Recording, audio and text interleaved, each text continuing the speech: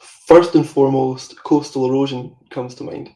Ling is a perfect example where you can literally see the island falling into the Atlantic in some points. It's to do with tidal changes, the rises in tide, the rise in temperature, the change in climate overall.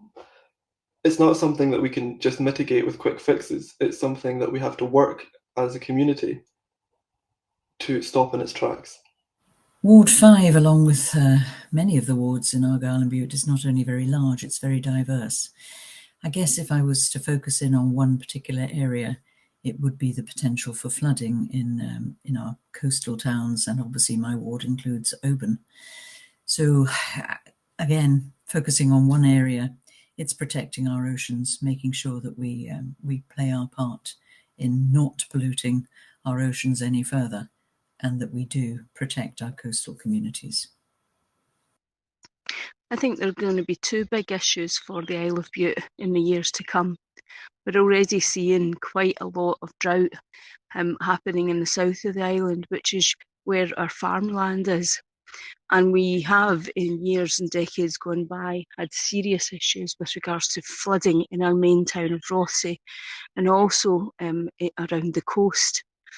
So we've got this mixture of drought in the respects of the agriculture, but flooding on the coastal areas where the houses are.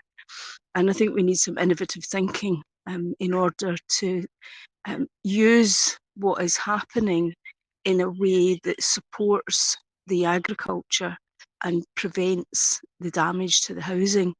I don't think I've got the answers yet, but I'm sure that I would be happy to support and work with innovative people on this issue. We can already see the enormous effect climate change has had on our landscape. If you take the example of the Rest and Be Thankful, and the massive implications that has for residents within Argyll and Bute, and particularly this ward as well. What I would do and what I have done is make representations to the Scottish Government in terms of having a permanent solution, but also highlighting that there is climate change issues related to the Rest and Be Thankful, and address that at a national level. House prices are already high here, and the climate crisis means that thousands of climate refugees will be making their way to cooler countries such as Scotland. House prices won't be the only thing rising, it'll be the cost of food too, because large areas previously used for crop growth will become inhabitable. We can adjust to these things locally by developing eco-friendly, affordable housing and procuring as much of our food locally as we can. Flooding is also going to become a huge issue in Argyll and Bute, and walls aren't going to cut it. We need to work to restore our wetlands and our floodplains, and strategically developing our ecosystems will also help us to combat the flooding. So I think in my ward, like everywhere else, climate change is likely to result in more severe weather conditions.